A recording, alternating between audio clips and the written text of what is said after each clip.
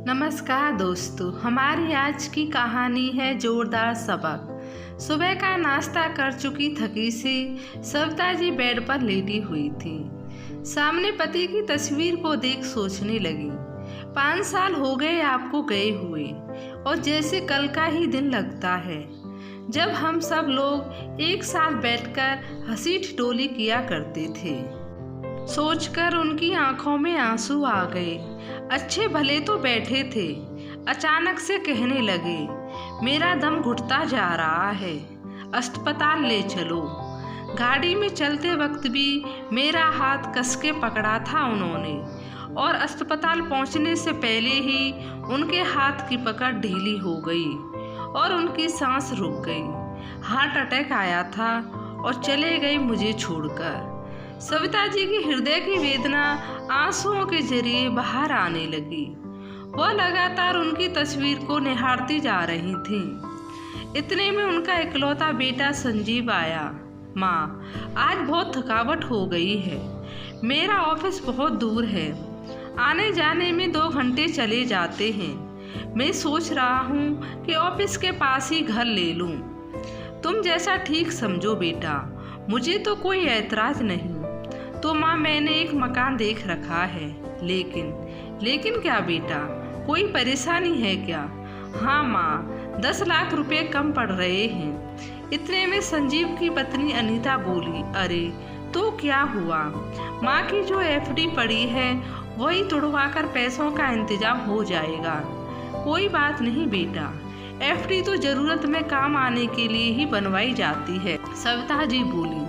माँ की बात सुनकर संजीव और अनीता के चेहरे पर मुस्कान आ गई। कुछ दिनों बाद संजीव मिठाई का डिब्बा एक खुशखबरी के साथ लाया। माँ, अनीता यह लो, मुंह मीठा करो, मैंने वो फ्लैट खरीद लिया है। हम 1 महीने बाद ही शिफ्ट कर रहे हैं। तो इस पर सविता जी प्रसन्नता के साथ बोली, तो ठीक है बेटा, सारा सामान तो लेकर जाना ही पड़ेगा, तो इसलिए वहाँ शिफ्ट करने से पहले इस मकान को बेच देते हैं। बेचना क्यों है माँ, आप तो रहेंगे ना यहाँ? यह सुनकर सविता जी को झटका लगा। मैं यहाँ अकेली? माँ, वहाँ फ्लैट्स बहुत महंगे हैं, इसलिए मैंने केवल 2 बेडरूम वाला फ्लैट्स खरीदा है।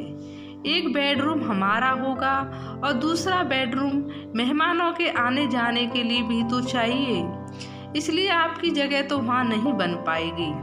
और इतने बड़े खुले घर में आप यहाँ आराम से रहना, और आप वहाँ नए माहौल में जाकर करेंगी भी क्या?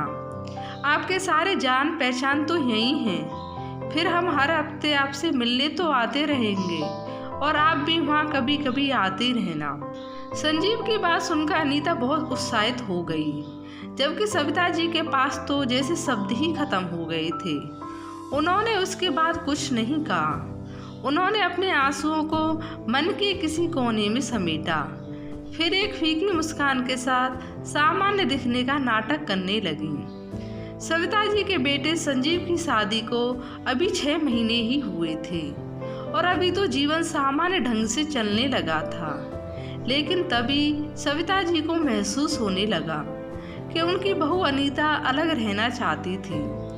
अनीता ने कभी इसके बारे में प्रत्यक्ष रूप से नहीं कहा, परंतु अनीता के हाव भाव और संजीव की बातों से सविता जी समझ गई थी कि वे दोनों अलग रहना चाहते हैं। जबकि उन्होंने अनीता को हमेशा बेटी जैसा ही स्नेह दिया था, उसकी गलतियों पर कभी टोकती नहीं थी, उसके मनपसंद पकवान बनाकर उसे खिलाती थी। उनकी अपनी कोई बेटी नहीं थी, इसलिए उसे बेटी के नाम का भरपूर प्यार देती थी। 1 महीने के अंदर ही संजीव और अनीता सारा सामान लेकर नए फ्लैट में शिफ्ट हो गई। सविता जी को आर्थिक रूप से कोई परेशानी नहीं थी। उनके पति सरकारी नौकरी पर उच्च पद के अधिकारी हुआ करते थे, तो उन्हें हर महीने पेंशन के रूप में भी अच्छी रकम मिल जाती थी। तो फिर यह मकान भी 2 मंजिला था, तो ऊपर की मंजिल उन्होंने किराए पर चढ़ाई हुई थी। सारी धनराशि को मिलाकर सविता जी का खर्चा आराम से चल सकता था। लेकिन बेटे बहू के जाने के बाद उनका अकेलापन अब उन्हें खाने लगा था। वैसे तो सविता जी काफ़ी हिम्मत वाली और शांत स्वभाव की महिला थीं। इस सोसाइटी में वो 15 सालों से रह रही थी। अब तो उनकी अच्छी खासी जान पहचान भी हो गई थी, लेकिन बेटे बहू के छोड़ जाने के कारण वो अंदर तक टूट चुकी थी। महीने की 1 तारीख तो उनकी किराएदार नई किराया देने आई। सविता जी को आवाज़ लगाने लगी तो देखा दरवाज़ा खुला था। नेहा अंदर चली गई। अंदर जाकर देखा तो सविता जी बिल्कुल निडाल हालत में बेड पर लेटी हुई थी। उनके दिल का अकेलापन उनके चेहरे की गहराती लकीरों से साफ झलक रहा था। बालों में सफ़ेदी निकल आई थी। हमेशा बन ठनकर रहने वाली सविता जी को आज बेसुध हालत में देखकर नेहा का दिल भर गया और बोली, आंटी क्या हो गया है? इस पर सविता जी बोली, बेटा बिल्कुल अकेली हो गई हूँ ना, इसलिए बनने संवरने का दिल नहीं करता। अब तो यह हालत हो गई है कि खाना बनाने का भी दिल नहीं करता और ना ही कुछ खाने को।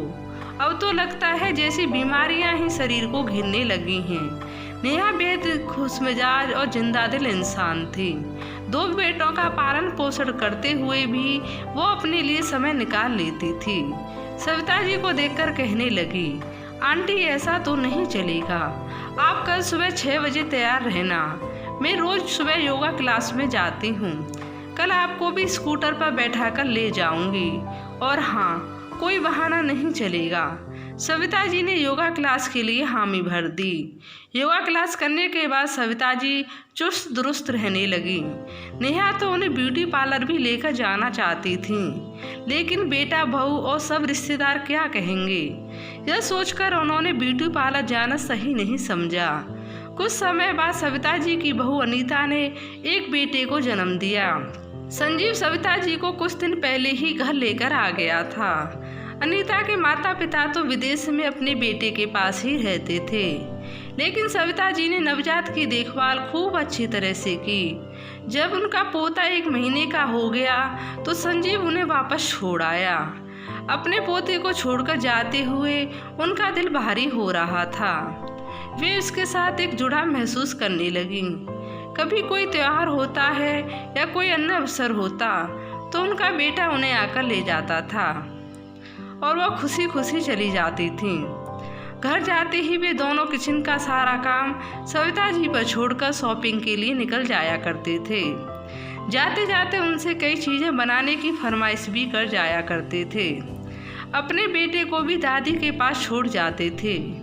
पोते को संभालने के साथ साथ घर का सारा काम करते करते उनकी हालत बुरी हो जाती थी। जब काम खत्म हो जाता तो संजीव उन्हें वापस घर ही छोड़ जाता था। इस दीपावली पर भी संजीव अपनी माँ को अपने घर ले गया था। उनकी बहू अनीता ने उनसे तरह तरह के पकवान बनवाए। सारा दिन पकवान बनाकर किचन में खड़े खड़े सविता जी की हिम्मत जवाब दे गई। आखिर उन्हें बुखार चढ़ गया और वे कुछ समय के लिए लेट गईं। तो अनीता ने संजीव को धीमे स्वर में कहा, आप माँ जी को उनके घर वापस छोड़ आइए। मिठाइयाँ और पकवान तो बन ही गए हैं, अब वो अपने घर जाकर आराम कर लेंगे। बुखार से तपती सविता जी के कानों में एकाएक आवाज़ पड़ी, माँ उठो, यह बुखार की गोली खा लो और चलो, आपको घर छोड़ देता हूँ। संजीव के यह शब्द कानों में पड़ते ही सविता जी का मन पत्थर सा हो गया। सोचने लगी कि अपनी ही कोख से जन्मा मेरा इकलौता बेटा दिवाली की शाम को मुझे घर में अकेले छोड़ने के लिए जा रहा है, और वो भी तब जब मेरी यह हालत है। उन्हें सारे रिश्ते मोह माया से लगने लगे और सोचने लगी कि कब तक मैं बेटे बहू के हाथों मूर्ख बनती रहूँगी। अगर उन्हें मेरी ज़रूरत नहीं है तो फिर मुझे बुलाते ही क्यों हैं। घर पहुंची तो नेहा बाहर निकल कर आई और देखकर हैरान रह गई। यह क्या आंटी, आप तो अपने बेटे के घर दिवाली मनाने गई थी, फिर आप यहाँ कैसे, और आपके बेटा बहू कहाँ हैं? सविता जी केवल इतना ही कह पाईं, अपने घर। ऐसा कहते हुए उनकी नज़रों में उदासी के भाव को नेहा ने भांप लिया था। उसके बाद उसने कुछ नहीं कहा और उनके पास दिवाली की तैयारी करवाने आ गई। उनका घर संवारा और उनकी बालकनी भी रोशनी कर दी। फिर कहने लगी, चलिए आंटी, एक साथ लक्ष्मी पूजन करते हैं। लक्ष्मी पूजन के बाद नेहा थाली में खाना ले आई और जबरदस्ती उन्हें खिला दिया। इतना अपनापन और मनोहार देखकर सविता जी की आंखें आंसुओं से भर आईं। यही प्यार और अपनापन तो अपने बेटे और बहू से चाहती थी। बेटी बहू के कर की कड़वी यादें सविता जी के मन में काफी दिनों तक पड़ी रहीं। कई दिन बीत गए, लेकिन ना तो संजीव ने फोन करने की जरूरत महसूस की और ना ही बहू ने हालचाल जानने की कोशिश की। एक दिन शनिवार को सविता जी ने अपने बेटे को फोन किया और उनसे मिलने की इच्छा जताई तो संजीव ने कहा, माँ आज मैं बिजी हूँ, हम लोग कल आ जाएंगे। अगले दिन रविवार को सविता जी सुबह की पहली किरण के साथ ही उठ गईं और जल्दी उठकर अपने बच्चों के लिए खाना बनाने में जुट गईं। अपने बेटे बहू और पोते से मिलने का उत्साह इतना था कि चुस्ती से सारा काम करने लगीं और 2 ही घंटे में सब पकवान बनाकर रख दिए। लेकिन सुबह से शाम हो गई, सविता जी उनके इंतजार में बैठी रहीं, लेकिन वह नहीं आए। सविता जी मन ही मन सोचने लगी, कल भी बच्चों ने आने का बहाना बना दिया था और आज भी वादा करके अभी तक नहीं आए हैं। उनकी उदासी अब चरम सीमा पर थी। फिर एक उम्मीद के साथ उन्होंने एक नज़र फोन पर डाली, यह सोच कर कि शायद बच्चों ने कोई फ़ोन किया हो और वो उठा ना पाई हो। एक भी फ़ोन नहीं आया। इतना भी समय नहीं है उनके पास कि अपनी माँ को याद ही कर लें। इस ख्याल से उनकी आंखें भर आईं, कितनी अकेली हूँ मैं, क्यों भगवान ने मुझे इतना अकेला कर दिया। कहते कहते वह फूट फूट कर रो पड़ी। कुछ दिनों से वह उखड़ी उखड़ी सी रहने लगी थी। नेहा उनकी उदासी का कारण अच्छी तरह से जानती थी। एक दिन योगा क्लास में जाते हुए नेहा ने सविता जी से कहा, आंटी, हमेशा एक जैसा जीवन जीने से बोरियत होने लगती है। क्या आपको नहीं लगता कि आपको जीवन में कुछ नया करना चाहिए, कुछ ऐसा करना चाहिए जो आपको सच्ची खुशी दे? क्या मतलब है तुम्हारा नेहा? आंटी, आप हम लोगों के साथ किटी क्यों नहीं ज्वाइन करती? हर महीने 2 बार सोसाइटी की सभी लेडीज की किटी पार्टी रहती है, उसमें हम जमकर मस्ती धमाल करते हैं और आज शाम के लिए भी किटी प्लान की गई है। अरे नहीं बेटा, अब कुछ ऐसा करूँगी तो लोग कहेंगे बूढ़ी घोड़ी लाल लगाम। ऐसा कहते हुए सविता जी ने नेहा की बात को टाल दिया। जब घर लौटी तो सोचने लगी कि नेहा ने जो कहा उसमें गलत तो कुछ भी नहीं। सोचते सोचते आईने के सामने बैठ गई और स्वयं को आईने में देखकर सोचने लगी, यह कैसी हालत बना ली है मैंने अपनी, मैं तो ऐसी कभी ना थी। अचानक उनके मन में कुछ ख्याल आया और चेहरे पर एक मुस्कान आ गई। अपना पर्स उठाया और बाहर चल दी। करीब 2 घंटे बाद आत्मविश्वास भरी मुस्कान लिए घर लौटी और नेहा को फ़ोन कर किटी ज्वाइन करने की इच्छा व्यक्त की। किटी पार्टी पर ले जाने के लिए नेहा जब सविता जी के पास पहुंची तो उन्हें देखकर उसकी हैरानी का ठिकाना ना रहा। सविता जी ने अपने बालों में हेयर कलर करवाया हुआ था और हमेशा हल्के रंग की कॉटन की साड़ी में रहने वाली सविता जी आज बढ़िया सी सिल्क साड़ी पहनी हुई थी। गजब की सुंदर दिख रही थी आज सविता जी। उन्हें देखते ही नेहा बोली, वाह आंटी, आपने कमाल लग रही हो। यह हुई ना बात। नेहा के साथ सविता जी ने भी किटी ज्वाइन कर ली। वैसे समझती कि सभी लेडीज सविता जी को पहले भी बोलचाल थी, लेकिन अपने लिए स्पेशल समय निकालकर सबके साथ मिलना जुलना सविता जी को सुहाने लगा था। कुछ ही समय सविता जी किटी पार्टी की रौनक बन गई। इसके साथ ही अपना भी पूरा ध्यान रखने लगी थी। अब वो खुश रहने लगी थी। उन्होंने जिंदगी को सही मायने में जीना शुरू कर दिया था। न्यू ईयर का सेलिब्रेशन नज़दीक आ रहा था। उधर संजीव और अनीता आपस में बातें कर रहे थे। अनीता अपने पति से कहने लगी, सुनिए तो, आपने न्यू ईयर के लिए घर पर पार्टी तो रख ली है, अपने ऑफिस के दोस्तों को और यहाँ तक कि अपने बॉस को भी इनविटेशन दे दिया है। कुल मिलाकर 15 से 20 लोग हो जाएंगे। लेकिन मैं बता देती हूँ, मुझसे इतने लोगों का खाना नहीं बन पाएगा। अरे अनीता, तुम चिंता क्यों करती हो? हर बार की तरह इस बार भी हम माँ को बुला लेंगे, और माँ के बने खाने की तो बात ही कुछ और है। इतना लजीज खाना तो बड़े बड़े होटल के शेफ भी नहीं बना पाए। आज जब सविता जी किटी पार्टी के लिए तैयार हो रही थीं, तो संजीव का फोन आया। माँ, क्यों ना इस बार न्यू ईयर की सेलिब्रेशन के लिए आप हमारे घर आ जाएं। एक साथ मिलकर नए साल की खुशियाँ मनाएंगे। एक दिन पहले ही आपको लेने आ जाऊंगा, आप तैयार रहना। दिवाली के बाद संजीव ने आज फोन किया था अपनी माँ को। सविता जी हैरान हो गईं। इतने में उनकी बहू अनीता की आवाज़ आई। माँ जी नमस्ते, आप कैसी हैं? ठीक हूँ बेटा, तुम तीनों कैसे हो? हम सब यहाँ ठीक हैं माँ। तो आप आ रही हैं ना माँ? नहीं बहू, इस बार नहीं आ पाऊँगी। इस न्यू ईयर पर सोसाइटी में ही हमारा कुछ प्रोग्राम है। इतना कहकर उन्होंने फ़ोन रख दिया। बेटे और बहू के मुंह से मिश्री घुले हुए शब्द सुनकर सविता जी पहले ही समझ गई थीं कि उनके बच्चों को उनकी याद क्यों आ रही है। हर बार की तरह इस बार भी उनका न्यू ईयर पार्टी का प्लान होगा। खाना बनाने के लिए इस नौकरानी की आवश्यकता महसूस हुई होगी। हैरान होकर सोचने लगी, अपनी ही माँ के साथ इतनी चालाकी और होशियारी, कैसे मेरे बच्चे इतने निर्मोही हो गए। किसी ने यह तक नहीं पूछा कि मैं कैसी हूँ, अकेले कैसे रह रही हूँ, मेरी तबीयत ठीक है या नहीं। उन्हें तो बस अपने ही प्रोग्राम से मतलब। लेकिन मैं बहू को भी कैसे दोष दे सकती हूँ जब मेरा बेटा ही इतना स्वार्थी हो गया है। सोचते सोचते सविता जी ने एक निर्णय ले लिया, बस अब और नहीं। अब अपने बेटे बहू के हाथों की कठपुतली नहीं बनूंगी मैं। पिछली बार उनके घर काम करते करते मेरी बुरी हालत हो गई थी। जब बीमार पड़ी तो मेरा ही बेटा मुझे वापस मेरे घर ही पटक गया, और तो दोनों में से किसी ने एक तक फ़ोन नहीं किया मेरा हाल चाल जानने के लिए। फिर कुछ देर में सब कुछ भूलकर सविता जी अपनी किटी में चली गईं।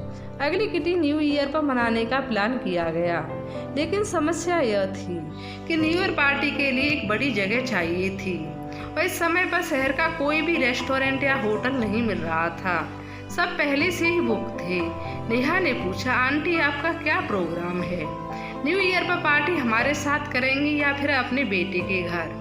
नेहा की बात सुनकर सविता जी एक गहरी सोच में डूब गईं। फिर अचानक खड़ी हुई और ऐलान कर दिया, चाहे तो न्यू ईयर की पार्टी मेरे घर पर रख सकते हो।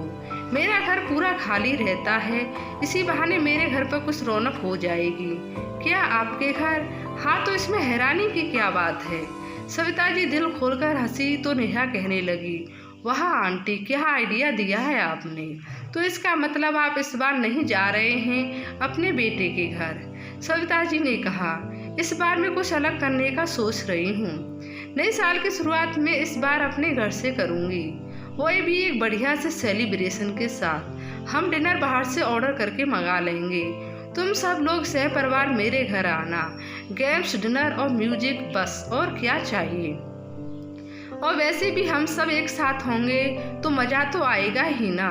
सविता जी की बातें सुनकर नेहा ने उन्हें गले से लगा लिया। क्या बात है आंटी, आपने तो सारी समस्या ही खत्म कर दी। इतने में किटी की दूसरी मेंबर डॉली कहने लगी, आंटी आप किसी चीज़ का लोड मत लेना, डिनर मंगाने की जिम्मेदारी हमारी। इस पर सविता जी ने कहा, अरे न्यू ईयर ही क्यों, तुम लोगों को जब भी कोई पार्टी रखती हो मेरे घर पर रख लिया करो। तुम लोगों के साथ मुझे भी अच्छा लगेगा, और फिर इतना बड़ा घर खाली पड़ा है, इससे अच्छा उपयोग तो हो ही नहीं सकता मेरे घर का।